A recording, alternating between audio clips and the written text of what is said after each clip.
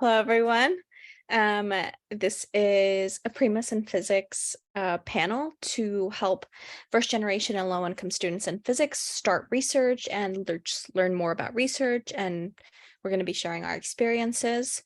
Um, to introduce myself first, I am a first generation low income student. My parents didn't go to high school and mm, or college, and I am a Mexican immigrant, and English is my second language. And I am a physics concentrator, and I'll be graduating this semester. Hi everyone, my name is Javier. I am also a first generation low income student. I study chemistry and physics with a joint concentration in neuroscience, and I'm a sophomore. So basically, this talk will be structured in the first half. There will be some important points that we have come up with about doing research. And in the second half, we'll be answering frequently asked questions about physics research.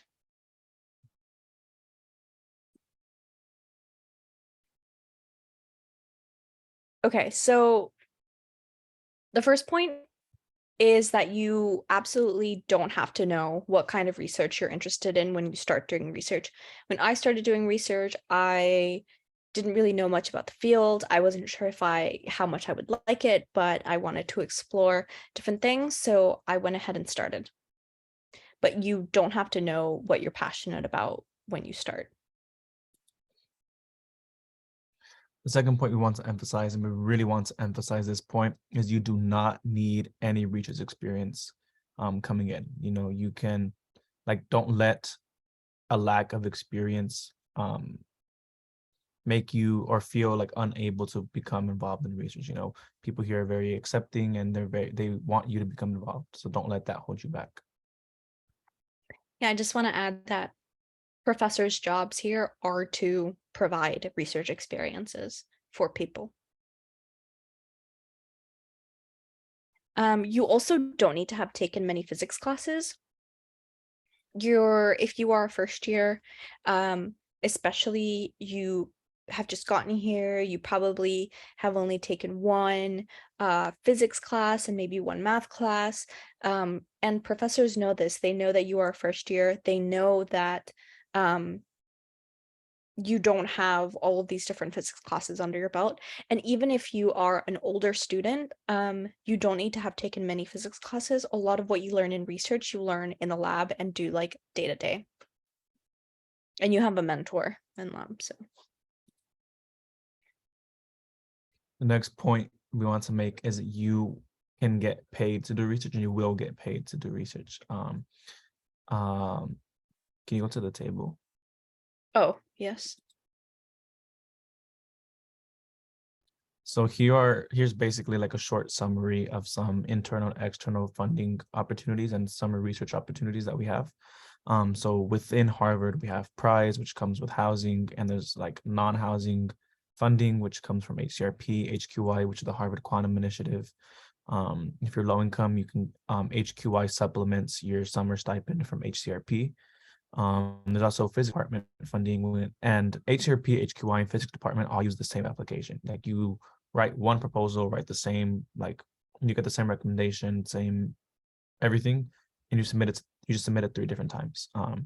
If you are a physics concentrator, or if you're first year intending to concentrate in physics, you are guaranteed HCRP and physics department funding. However, you are not guaranteed prize. Prize is more competitive. And I believe HQI is also more competitive. There's also Herschel Smith, which is like for more, I think, advanced undergraduates. That's why it requires 2 letters. But within HCRP, HQI, or HRP physics department, you are guaranteed funding for the summer.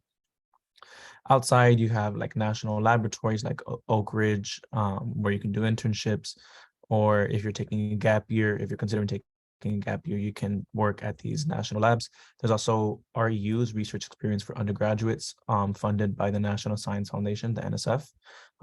Lots of schools have it, and they're for visiting undergraduates.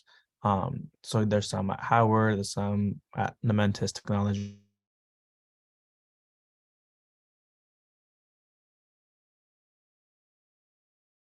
program.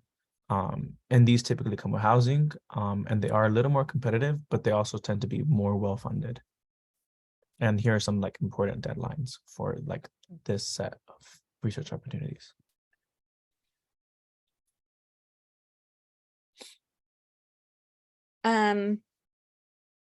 Very broadly, there are three kinds of research that you can do in physics. There's experimental, where you're working more with building something and putting something together to collect like actual data and interpret it and publish results. That's experimental. With computational, you are usually creating models based on theory and then running simulations and then using the data gathered from those simulations in order to draw conclusions. With theoretical research, you are usually using like first principles physics in order to derive new things and predict new things about the about physics. And usually theoretical physicists are there's collaboration with experimental and computational to see how true this theory proves to be. So yeah. Oh, before moving on, you can also do like a combination of all of them. You can do experimental, computational, and theoretical if that's what you choose to do. You don't have to stick with one thing only. There are also lots of branches of physics. To name some, we have condensed matter, soft matter, atomic, molecular, and optical physics, high energy particle physics, and astrophysics. And as we mentioned earlier, you don't need to know specifically what type of research you want to do, but you know vaguely a kind of idea of what you could be interested in and what kind of jumps out to you, and then find labs that do this kind of research. And if you're into all of them and you're open to all of them, that's great too. You also don't need coding experience to start in research. There are many projects that you can do in research labs that don't ever require you to code anything. And so don't feel discouraged at all if you don't know how to code. But if you are interested in learning how to code, some of the primary languages used in physics research are Python, MATLAB, and Mathematica. So this is an overview of the questions that we're going to be answering.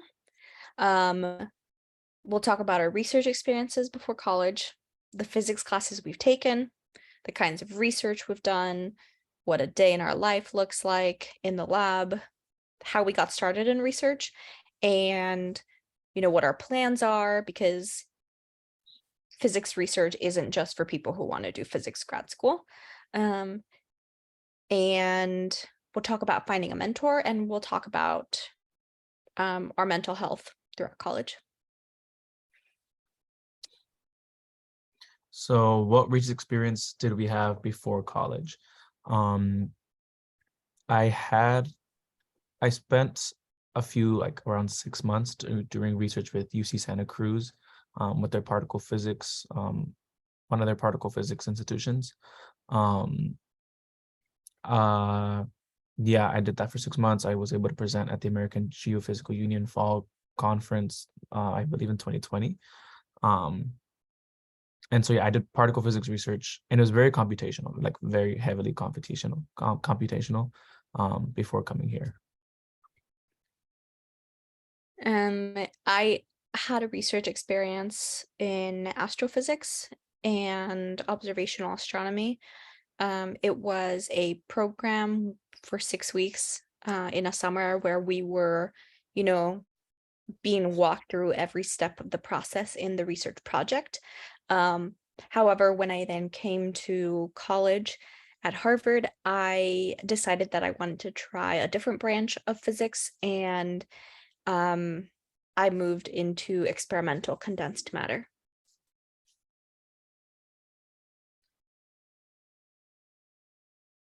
Um, we'll also talk about what physics classes we took. Our first year, I was a little, since I'm also a bio person, I was hesitant to, I wasn't sure what I wanted to do coming in. So I didn't take my first physics class until second semester. And I started off with 15A. I also took Math 21A, which is multivariable calculus, and I took CS32, which is a Python course. CS32 differs from CS50, which are very popular and famous intro to CS course, in the fact that it focuses solely on Python, whereas CS50 does a lot of programming languages. What I like about CS32 is that we really get to know how to use Python. You know, we understand how it works.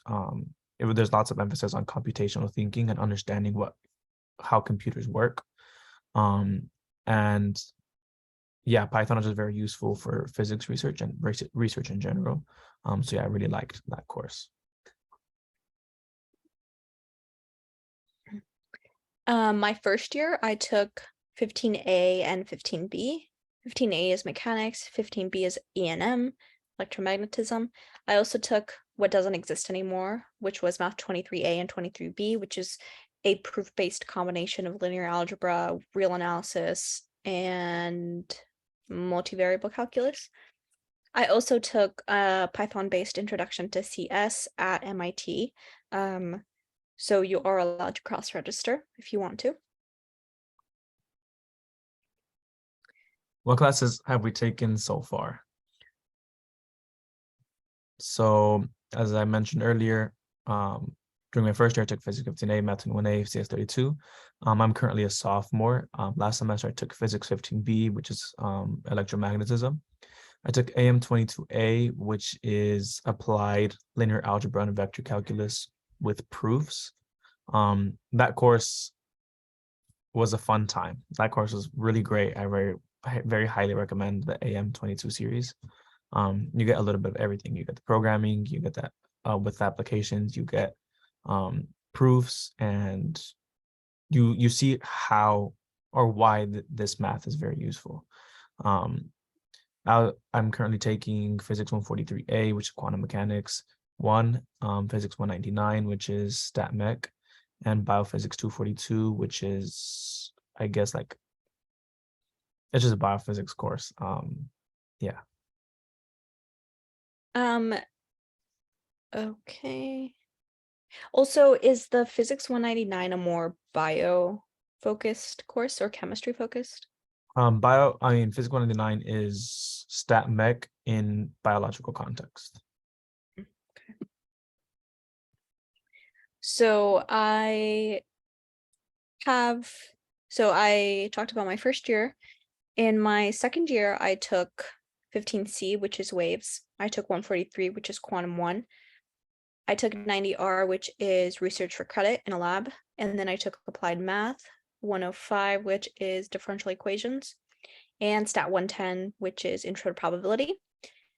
Then I took a gap year, actually. And after I came back from my gap year, in my third year, I took physics 191, which is an experimental lab course. And you complete 3 different experiments in the class, and you start from like the very, very first part of it where you are kind of like putting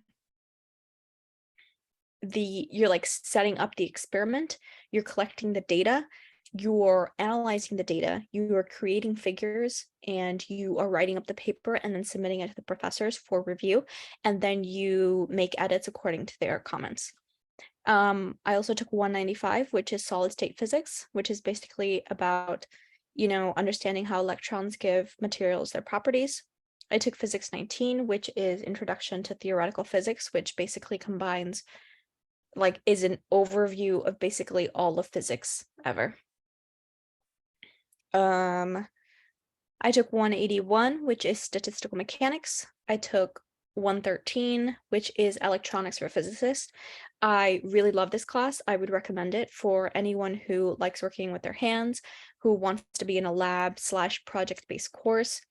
Also, if you are trying to figure out if you are an experimentalist, or if you know for sure that you want to be an experimentalist, you should think about taking this course. It's a very small class size, so you get a lot of attention and you are doing like a project every single day. So it was really satisfying. Um, During my senior year, I took quantum mechanics 2. I cross-registered at MIT for it. I'm taking 153 right now, which is electrodynamics.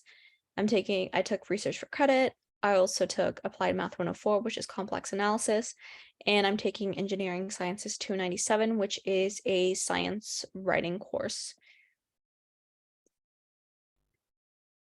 So, by the way, these are not all of the classes we've ever taken, but these are the physics/math related courses we've taken, or CS.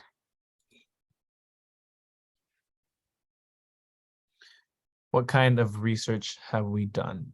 So as I mentioned earlier, I did particle physics before coming into high school, or computational particle physics. Um, I was in Jenny Hoffman's lab. We do experimental condensed matter physics research, and I knew nothing about that coming in. So this is why we emphasize, like, you don't need to have any previous experience, because um, what I did before didn't help me too much with what I'm currently doing.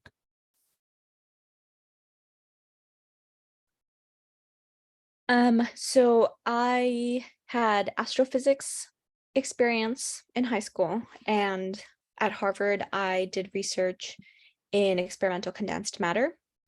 I did that starting my freshman summer all the way until my sophomore summer.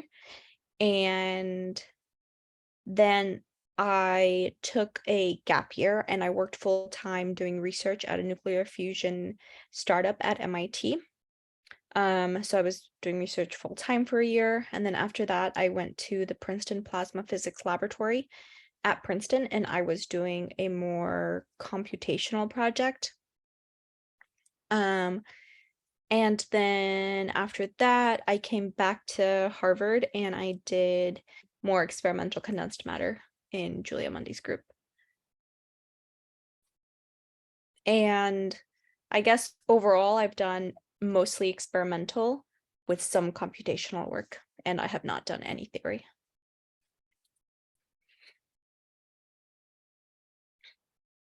What does a day in the lab look like? For my more computational project, I was coding all day. And we have like group meetings several times a day. Um, and I'd meet with my mentor, and apart from that, I was just coding. With my current research in the Hoffman lab, I'll come in. I do work on scanning tunneling microscopy noise reduction. And what we're hoping to do is achieve atomic resolution imaging. And so the way I go about this, or like my contribution to reaching atomic resolution, is fabricating atomically sharp STM tips. And so I do this with an electrical chemical etching technique. And so I looked into previous literature on how to fabricate these tips, and then try to experiment with different techniques, and then develop my own techniques. And I was able to develop my own. I created an automated version. Um, and so a day looks like the day can change all the time. Sometimes I'm just etching all day and I'm just creating these tips. Sometimes I will save batches of these tips and look at them with an optical microscope, see how if they look decent. And then when I have a lot of them, I'll go to a scanning electron microscope to have better resolution and see how sharp these tips are. Um, and sometimes we had some problems with our microscopes breaking. So sometimes I'll work with my mentors to fix the microscopes. And yeah, the day can look very different. Sometimes I'm more with my mentors and I have more supervision in what I'm doing, and it's very collaborative. Sometimes I'm in a fume hood all day by myself. It just depends. And so if you want to be more independent in your research, you can be.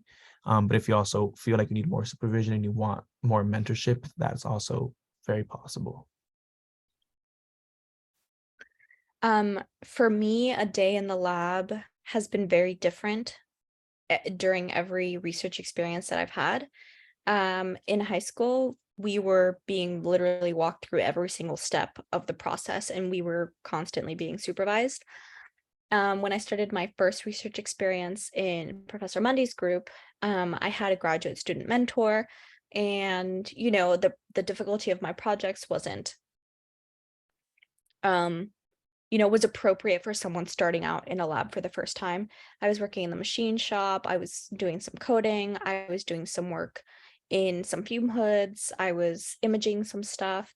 And so it was really varied and it was always very exciting. Every day was very different and I had a lot of flexibility with my schedule. Um,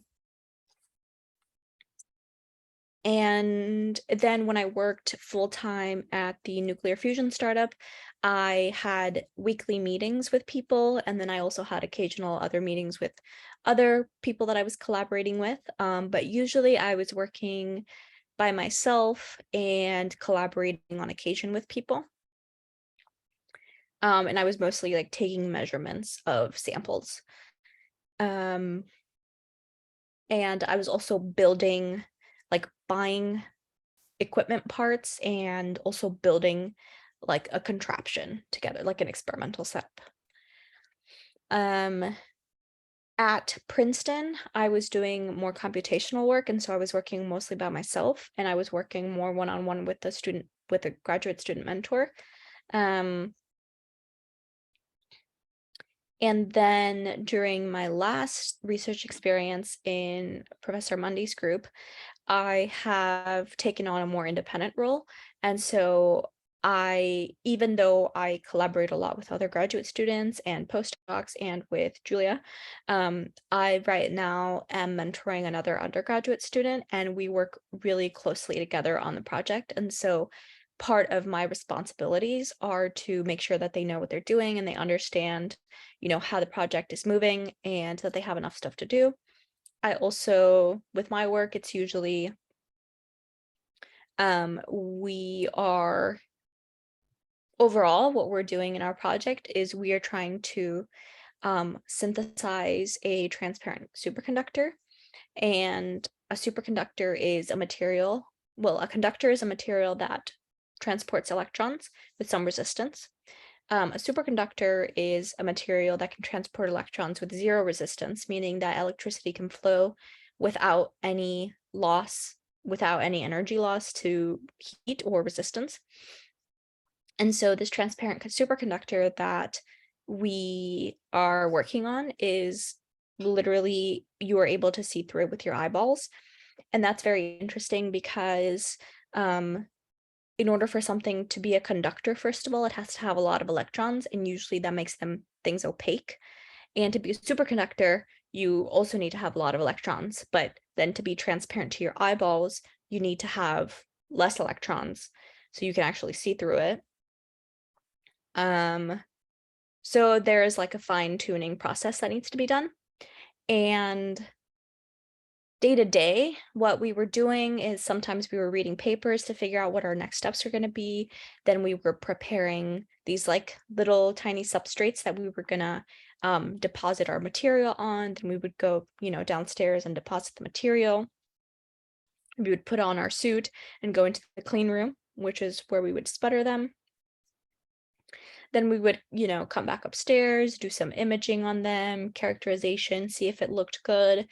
Then we would move on to the next step in order to make the superconductor.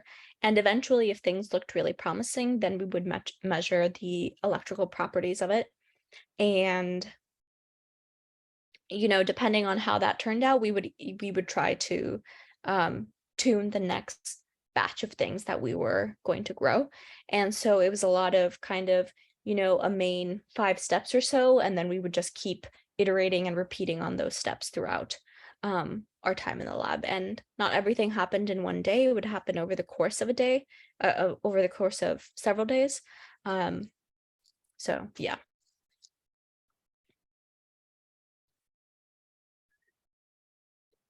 How to get started in research, which is probably our main point to make here. I personally was very fortunate about learning about primus in physics through a friend. So I reached out to Denise, who is now a close friend. Um, I reached out to Denise. I said, "Hey, I'm a freshman. I don't really know what I'm doing, but like I want to do research." She referred me to a lab. I talked to some people, had some meetings. I was able to find um, a lab position. I filled out my HRP, my HQI, physics department, all of those applications, got my summer funding. I did have to manage, I did have to like arrange my living accommodations on my own, which wasn't too horrible. Um, but yeah, I use Primus in physics. We hope y'all also use Primus in physics. Um, so yeah, I was very fortunate. My journey was a little simpler because I had Denise. And what Javier is referring to about using Primus in physics, you may have seen that we sent out a like an interest form for you to write down if you are an undergrad interested in physics and like to fill out the form, and that we're going to try to match you with graduate student mentors so that you can have a summer lab to work in. So that's what he's referring to. I got started in research because I did fire the pre-orientation program, and my team leader, he was a senior, he was going to be a senior in physics, and he introduced me to Professor Mundy, who was just starting a lab at Harvard.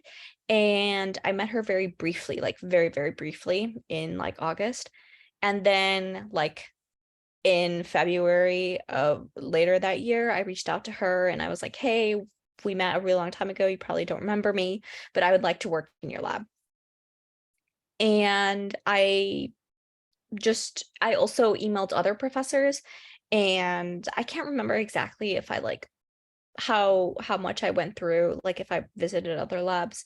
I can't really remember, but I do remember like emailing her and emailing a bunch of other professors. And usually professors are super excited to get to talk to you, but they get a lot of emails. So don't be discouraged if they don't answer, follow up, email a lot of professors, and also CC their faculty assistant in your email, because the faculty assistant can also kind of like remind them to respond to your email.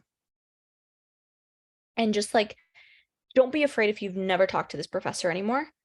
They understand that, you know, like they get emails from people all the time and it's not something weird. And if you're going to write a letter, just kind of look through their website, so that you understand generally what they're doing and be like, I'm interested in working in your group. I'm really excited about, XYZ that I saw on your website. And here are the physics slash math classes slash CS classes that I've taken, if you've taken any, and then maybe provide some brief, list of things that you've done. You can also attach your resume if you want. But that should be all that you need to do.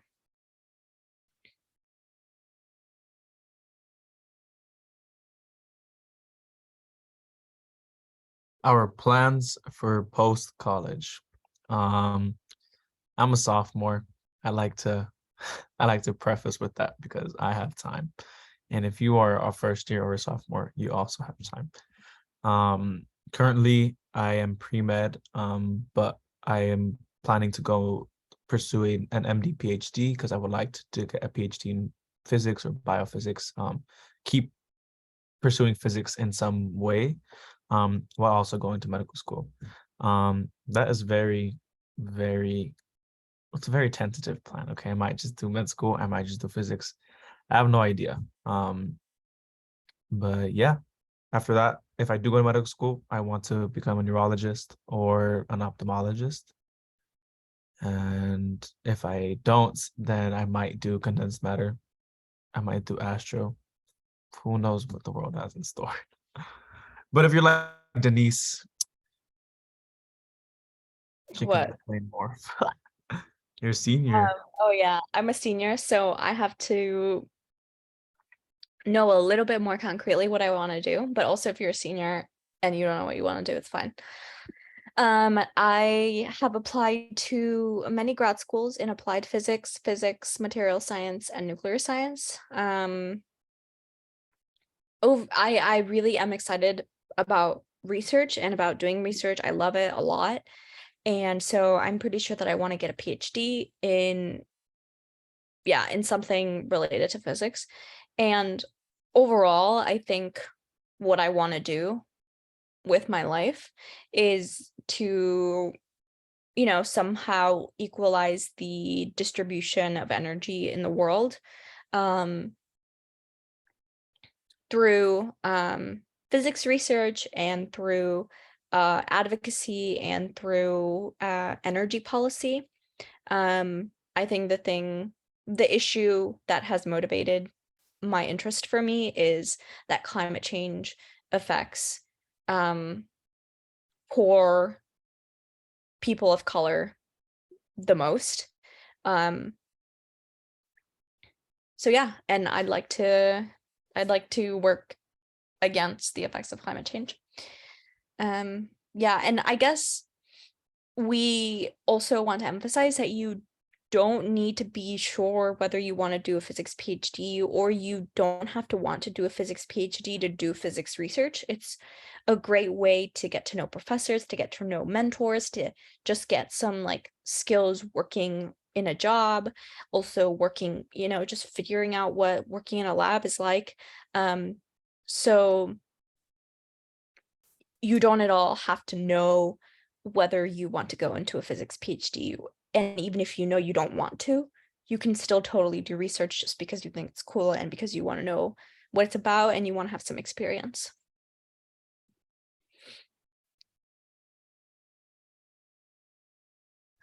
Where can I find a mentor? Um, Anywhere. There's lots of types of mentors. I think we have like a little graphic of all the types of mentorships that, yeah, this one. You could have someone who advocates for you, someone who gives you feedback on your work, someone who holds you accountable, someone who's a role model, someone who's there for emotional support. They can all be different people. One person can cover several of these aspects. Personally, my PI, Jenny Hoffman, an angel. Like at some point, she was my accountability partner because I was really going through it, and she reached out. She's like, "Hey, how's it going?" I said, "I'm gonna be real with you. I am struggling." And so she was my accountability partner. She would advocate for me. I needed some accommodations, and she pushed me to get those accommodations. She's my role model. I love her. I want to be like her. You're literally making me want to cry. Jenny, I love her. She's also very strict on my proposals and reports. Yeah, lots of feedback. Yeah, she's a great person. And you can find someone if you're very fortunate, you can find someone who covers a lot of these aspects. But it's also okay to have different or support from different areas from different people. Um, and yeah, you Um, can.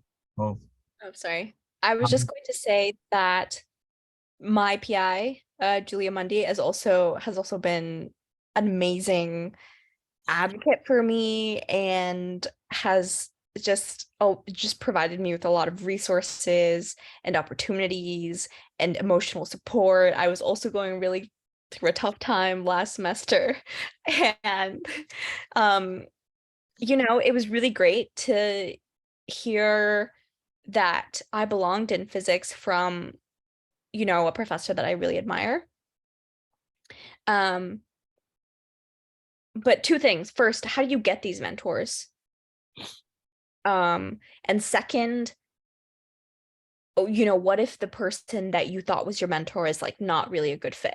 So first, you can reach out to people that you think are interesting, like professors, just, reach out to them and be like, "Hey, can you mentor me? Like I'm really excited about your work and I'd like to get you to know you better because I think you could be a great role model for me."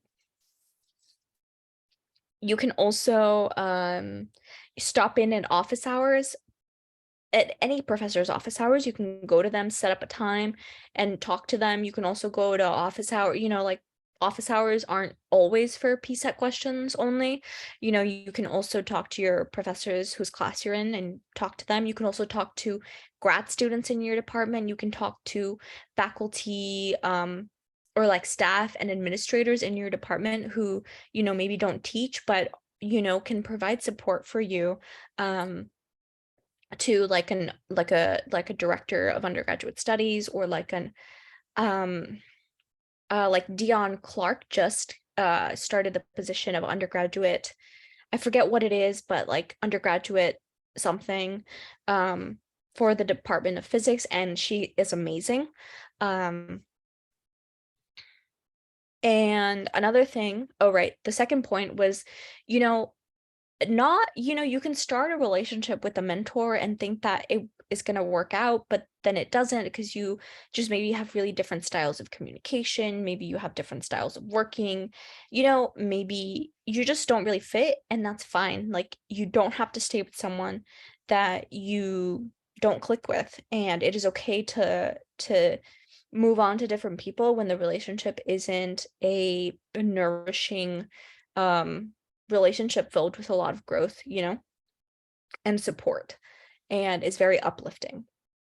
Also, I just want to give this chart we took from Jenny Hoffman's website, who adapted it from some other place, the NCFDD. But um, in your spare time, you can go through here and fill out, you know, who you think your mentors could be for each of these, um, like boxes.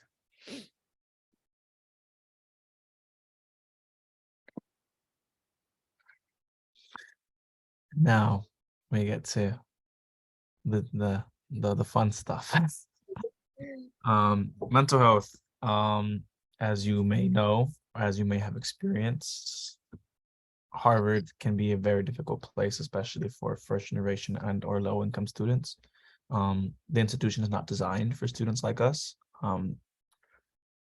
And it's not that it's okay to accept that. Accepting not accepting that. It's okay to acknowledge that, and accept that some you might need help, you might need support, you might need access to resources.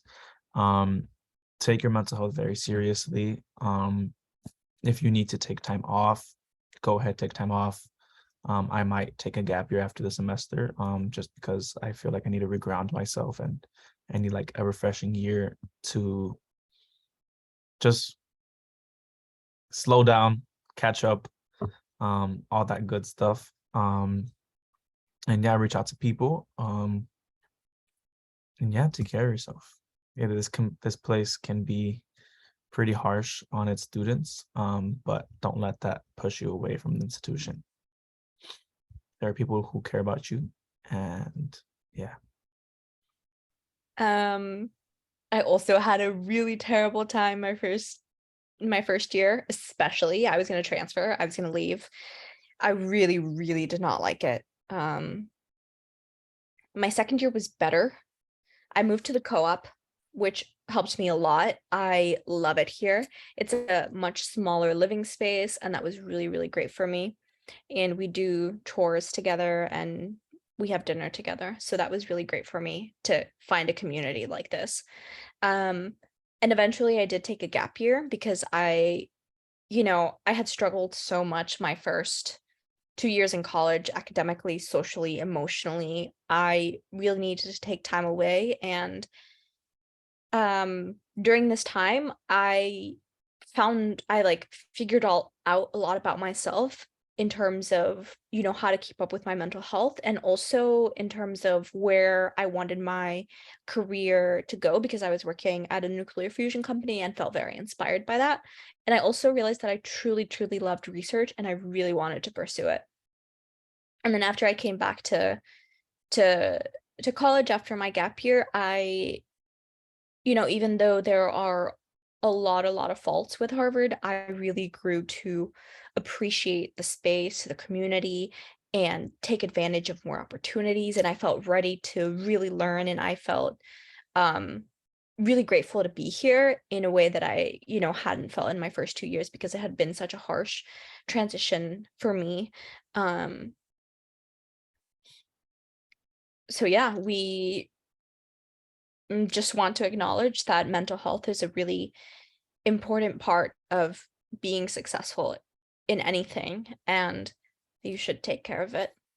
Um, but I believe that is all that we had planned.